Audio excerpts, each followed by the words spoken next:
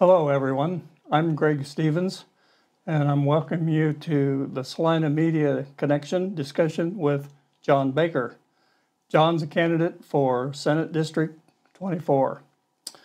We've invited Senator J.R. Clays, who is the incumbent in Senate District 24, to participate, but he has not answered our invitation. I plan to have a discussion with John. As a voter, you have the responsibility to research candidates and make your vote count. Voting started on Monday at the City County Building, and Election Day is November the 5th. So John, to start out, I'll give you a softball question here. Perfect. Give us a little bit of information about your background and things that you've been involved in. I guess we can start at the very beginning. I'm a born and raised Salinan. I went to Salina Elementary School, South Middle School, graduated from South High School in 2010. I went to KU for a couple of years, didn't really know what I was doing, so I left, moved to Hawaii, and I worked for the Legal Aid Society of Hawaii as an AmeriCorps advocate. Then I decided I needed to come back home and finish my undergraduate degree, so I went to Fort Hays State University and graduated in 2017 with a Bachelor's of Business Administration and Management. After that, I worked a few different jobs. I've done commercial flooring. I worked for the local record company in town, Acoustic Sounds, in their customer service department for a while. And then I decided I wanted to do something a little bit more with myself, and I went to law school in 2019 and graduated in 2022 from Washburn Law. So I'm a Fort Hays grad too. And Fantastic. How does Fort Hays compare to KU? It's completely different. It's a lot smaller, but I think that's honestly a better thing for me. The smaller classroom sizes were perfect. You get a little bit more attention in that environment versus KU, where you have a lecture hall with hundreds of other students. So we're talking about education here. Education is an issue that comes up every year in Topeka. What are the important issues related to education that you would be advocating for or involved in if you were to be elected? I think there are three really important issues that we need to address. Primarily, and this ties into just about everything, we need to be adequately funding our public schools every single year in Topeka without it being a fight. And as part of that, like I was saying, we need to be paying our teachers a living wage. And that includes our retired teachers who haven't seen a cost of living increase to their retirement in over 2 decades, I believe, at this point. So the cost of living is going up for everyone, and it's really hard to make ends meet when you don't see an increase in your pay, which you earned as a teacher over the years. So I think those are the major issues, and increasing teacher pay for our current teachers, and that's important as well for attracting new teachers. We have a teacher shortage in the state of Kansas. It's really hard to get new ones, and quite a few of them are even leaving the profession because they're not making enough money. Speaking about money, the state has a budget surplus of nearly $3 billion. It does. Mm-hmm. How do you feel about that? I think that money belongs in the hands of taxpayers, or at least needs to be put to good use. I think some of it, if possible, and I'm not an expert on tax policy, but I'd like to see some of that money go to schools or to teachers or improve our communities. It shouldn't just be sitting in a bank account in the state. So you talk about teachers. Now there are different levels of education. Mm-hmm. What's your thoughts on higher education? I think it's extremely important to be investing in higher education as well. I know there are some talking points from Republicans in the legislature right now, and they don't want to see increases in budgets for our universities, but they're really, really important. It's important for attracting talent outside of the state, and there are important research programs at our universities. They provide jobs and are economic drivers in their communities and across the state. How do you feel about Fort Hays? Well, this isn't particularly about Fort Hays, but online education as a trend of the future and technology use in education. I think it absolutely has its place. I mean, as somebody who did a majority of my law school career online because of the pandemic, it worked for a lot of students, and I think it worked for me at a certain level. It's not a perfect process, and I'm sure teachers and school administrators are still working through some of the kinks, but I think it's very beneficial. It gives access to a level of education that a lot of people wouldn't otherwise have, particularly parents who may not be able to up and move to go to a university to pursue another degree so that they could get a better job. They can work from home and work on their own time. And I know Fort Hays' program is fantastic. You mentioned the pandemic. What kind of impact has that had on our economy, on Salina, and on education, in your opinion? I haven't seen a lot. Well, I think inflation is the biggest thing, for sure. I mean, the supply chain disruptions were felt across the country, and Kansas wasn't an exception to that. Grocery prices are higher, housing costs are higher, everything is more expensive, and we just haven't recovered yet, it feels like. So when you mention supply chain, you're talking in some ways about agriculture and the impact that supply chain has had on agriculture. Yeah. Your district does have some area of agriculture. I think you got part of Dickinson County, Ottawa County, and Saline County, or... So District 24 is all of Saline County, and I consider it about the western half of Dickinson County, so it includes Abilene and Chapman. Okay. It doesn't include Ottawa County anymore? No, it does not. Supply chain disruption in the meat industry has been a big factor, especially in the meatpacking industry and what have you, as far as labor and as far as getting food to the grocery store shelves. Is there anything you feel that the legislature can do to improve the disruption of supply chain? I think there are quite a few things that can be done, but for purposes of this conversation, I think one of the most important things that's been on my mind recently has been disrupting the monopolies in the meatpacking industry. There are only a few facilities in Kansas that process our meat, and I think certain efforts could be made to begin processing meat at the local level and allowing them to do so. I don't know exactly what needs to be done, whether there's some regulations that need to be changed so that smaller producers can provide meat to the market, but there are definitely solutions that I'm willing to explore if elected. So one solution might be allowing small locker plants to sell across state line and things like that. It could be useful. I want to talk about agriculture a little bit more because that's something I have a lot of interest in, and it seems to be overlooked a lot, and it's a pretty important factor in the state. The water issue in Kansas is a big issue for agriculture. Are we doing enough there? I think we could do a lot more. And again, this is an area that I need to do more research on personally. But I've heard a lot of talk of providing incentives to farmers to adopt more environmentally friendly practices. Farming is expensive, especially if you're one of the few remaining farmers who, is working for yourself or it's your family's business. The government can't really expect somebody to pull that cost out of their own pocket because a lot of farmers don't have that. It's tough making ends meet out there. So I think we need to provide some incentives or subsidies or something so that we can begin to practice, more environmentally friendly farming in the state. So taking that a little bit further, average farm age is getting older, in the 60s. What do we need to do to bring more young farmers into, give them the opportunity to farm at a time in which farm land values are going up, equipment costs are high, and commodity prices have dropped quite a bit? Yeah, this is a very, very big topic, but something I was discussing with someone recently is how complicated it is if you're, an aging farmer that wants to transfer your property to, the younger generation. It's a very timely and costly process.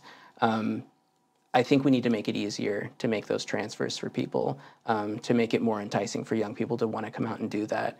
But, this is even part of a larger conversation about our rural communities throughout the state in general, which are dying because we are not funding essential services to keep those communities alive. It's one thing to come in and be a farmer out somewhere in the middle of rural Kansas, but if you don't have a school that's properly funded, if you don't have teachers inside of those schools, or you don't have a hospital, I don't think many young people are going to want to go out into those communities because you're going to be isolated and alone. It's just not going to work for you. And that's why you see corporate farms buying up all of the land. So if I'm a farmer and young people aren't wanting to stay out there, where am I going to get my labor? Where are you going to get your labor? Mm-hmm.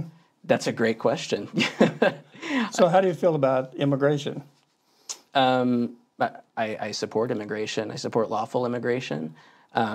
It's very important for our communities. And yeah, I think this is more of a question at the national level. There are some very serious issues at the border. It is a very tough process to enter our country lawfully.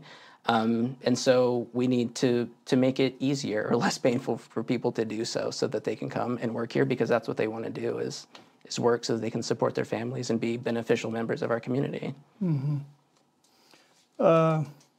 So what does Salina need, to change the subject here a little bit away from agriculture? Mm-hmm. What do we need to do in Salina to prosper the economy here? What do we need to do to make the economy in Salina prosper? I think continuing to invest in K-State Salina in our aviation programs is important. There's also a new facility that's in development now. It's not artificial intelligence, but they do like digital 3D. It's a company out of California that's fantastic. So I think continuing to provide incentives for those companies to come to Salina and use Salina as their base. And I think assisting in this problem is also, the grants that we're going to be seeing for the extension of fiber in our communities, which would hopefully attract more tech companies. But I guess on a more personal level here, because I've thought about this a while, when I first came back to Salina in 2014, I was like, what would make me want to live here? And I was serving on the board of the Friends of the River at that time. And I think a large part of it for young people is seeing that other people want to invest in the community in the same way as you do. I love seeing the development of our downtown. I love seeing new bars and restaurants and community spaces where people can go and, enjoy the outdoors and enjoy other people's company. Just seeing the activity, and I mean, it's so lively down there now that it's actually really exciting to be there. You want to be in the city because things are happening. And with the development of the river, I hope that continues to, be developed on its timeline, because it's going to be a great thing for the community. So I think. So let's take that a step further. If you had a magic wand, what would you like to see happen in Salina in the future? Oh, wow. I really want to see the river complete. It's going to be quite a few years, but I'm very excited about that project. And like I said, I feel personally invested in it, having served on the board. And I feel like that's something that we lack, and a lot of people in Salina, or people from Kansas even do, is leave our state to go pursue outdoor activities when Kansas is beautiful, but we have to curate it a little bit more. We need to build walking paths, and you have to search a little bit more to find some of the more beautiful spots along our river, and so we just have to care for them.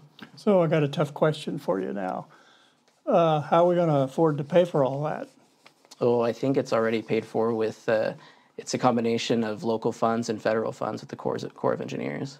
So you're talking about the river? The river, yeah. So we'll need Jane making Salina grow and whatever. Yeah. How do you feel about property taxes?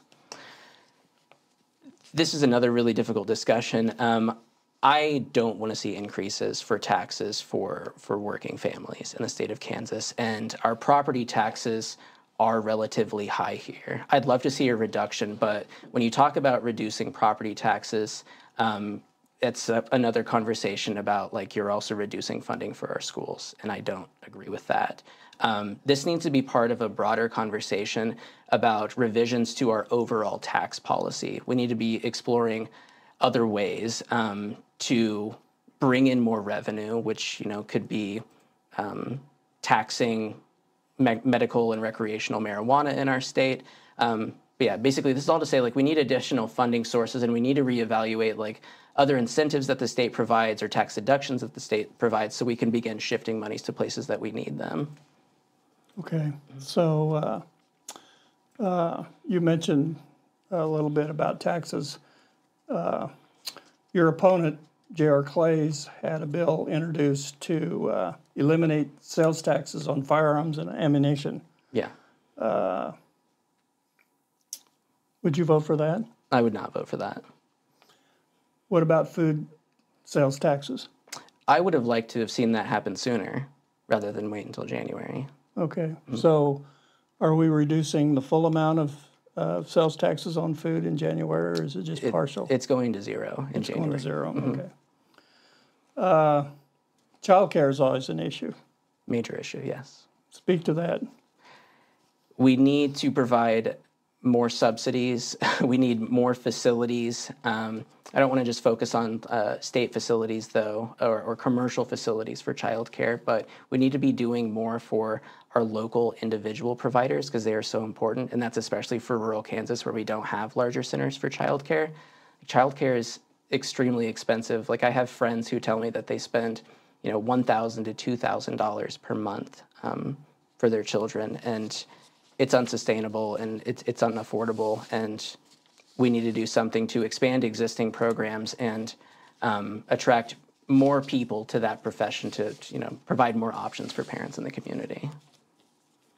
So we've talked about several issues here. Tell me why you're running. A really, really big question. So I think after 2016, and definitely while I was in law school, I felt a real sense of voter apathy, and I didn't really want to participate anymore because I didn't feel like anything that I did mattered. But then the pandemic happened, and I got involved with a group of organizers in Topeka, and I began to realize that, I was feeling like most people, disillusioned with national politics, which is extremely frustrating for me. Like, what happens in Washington really upsets me, like most people. So I learned that being involved in your local community is more important, and it's more impactful than just going out and voting. I think we're all told when we're younger, like, if you don't like something, then like you need to change it, and I really believe that now. But with a sense of optimism, like, I don't feel, just upset anymore and don't want to do anything. Like, I want to get involved. I want to represent my community because I think I would be good at it. I want to be an advocate for the town that I grew up in because I think it was a great place to live, and I want kids to have the same opportunities that I did. So if you were to be elected, how often would we see you in Salina? And would you be very aggressive in attending different nonprofit meetings and different organizational meetings, and how would you go about doing that with a busy schedule? Oh, absolutely. I would be committed to attending every event that I was invited to and seek out any opportunity to be involved as much as possible. The legislature is only in session for a few months, out of the beginning of the year, and so the rest of that time, and even in between or in the middle of session, like, I would seek out opportunities to be a part of my community and communicate with my constituents. What committees would you prefer to serve on? Judiciary Committee and Budget Committee. Okay. I'm going to go through several more issues now, and I want short answers, or you can give a little bit longer. I'll try. Okay. They're topics that people are interested in, and so I'll just kind of go through a list here, about 4 or 5 of them. Flat tax. I do not support a flat tax. I don't believe it's equitable. Majority of the benefits would go to the wealthiest in the state, and I advocate for working families. School choice. Vouchers? Yes. I do not support school vouchers. Public monies need to go to public schools. Again, this is an issue of equity. It benefits all children and levels the playing field. And I'm a product of our public schools. Social Security tax. I believe that is eliminated now in the state. I approve that, yeah. Okay. Mm-hmm. You mentioned medical marijuana. Mm-hmm. Yeah, I believe in the legalization of recreational and medical marijuana. It's important for people with chronic pain, our veterans with PTSD, and recreational could provide additional revenue for our state to fund schools and infrastructure, whatever we want. So, a couple more questions here before we end. Why should a voter vote for you rather than your opponent? As I said at the beginning, things are really expensive now. It's really hard, being a family. I mean, if you have kids or even if you're on your own, housing is unaffordable. Everything's unaffordable at the grocery store at this point. And while we're all out here in Salina, Kansas, or Saline County and Dickinson County and all across Kansas struggling to make ends meet, my opponent has lived in $1 million home in Overland Park. He works as our senator, but he never comes back to our community. If he's not in Topeka at the State House, he's in the Attorney General's office where he makes $75,000 a year on top of his $50,000 a year salary. Or no, it was $18,000, going to be increased to $55,000 salary in the Senate, and also works for Axiom Strategies, a Republican campaign strategy group, like out of Kansas City. So for me, it's about, I will be here, I will be present, I live in my community, and I care about my community, and that's why I'm a better choice. So you mentioned your opponent works for a campaign strategy organization. Mm-hmm. Why didn't you hire him to run your campaign? Probably because I couldn't afford him. Okay. So if you were elected, John, question here at the end here. If you were elected, what would be the 3 issues that you would be most interested in promoting? Medicaid expansion, raises for our current teachers and retired teachers, and legalization of recreational and medical marijuana. Okay. So what closing remarks would you have here for the public here? I think, again, I guess I'll repeat myself a little bit. I really, really care about my community. I loved growing up in Salina, and I'd love the opportunity to represent the people of Saline County and Dickinson County. My opponent has dodged every single opportunity to communicate with me, to communicate with the media, and I think that's wrong. It's, if you are a candidate, and especially if you're an elected official, I think you have a duty to your constituents to speak to them. I think you should be held accountable and be able to answer any questions, but especially the hard questions about your record and what you're doing in Topeka. And my opponent isn't here to do those things. I'm not afraid to answer questions from the public. I will always be present, and I'm ready to represent the people of Saline County and Dickinson County. Okay. Well, I want to thank everyone for watching and learning a little bit more about John Baker, who's running for Senate District 24. If you have any questions, feel free to get a hold of him or contact Salina Media Connection. We're proud to host this discussion with John, and thank you very much. Thank you. Thank you, John. Appreciate it.